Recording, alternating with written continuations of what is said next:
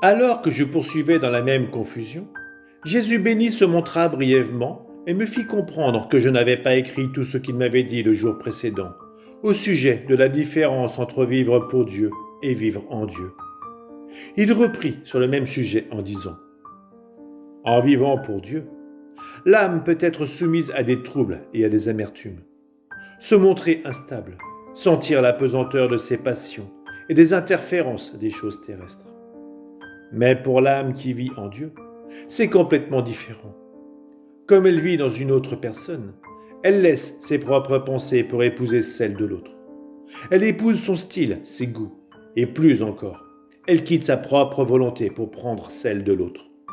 Pour qu'une âme puisse vivre dans la divinité, elle doit laisser tout ce qui lui appartient en propre, se priver de tout et laisser ses propres passions.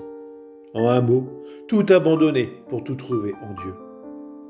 Quand l'âme a beaucoup grandi en légèreté, elle est capable d'entrer par la porte étroite de mon cœur pour vivre en moi de ma vie même. Même si mon cœur est très grand, tel qu'il n'a pas de limite, sa porte d'entrée est très étroite. Seulement celui qui est dépouillé de tout peut y entrer. Cela est juste parce que je suis le très saint.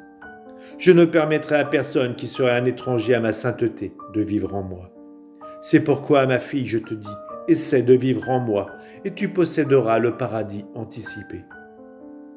Qui pourrait dire à quel point j'ai compris le sens de ce vivre en Dieu? Ensuite, il disparut et je me retrouvai dans le même état qu'auparavant.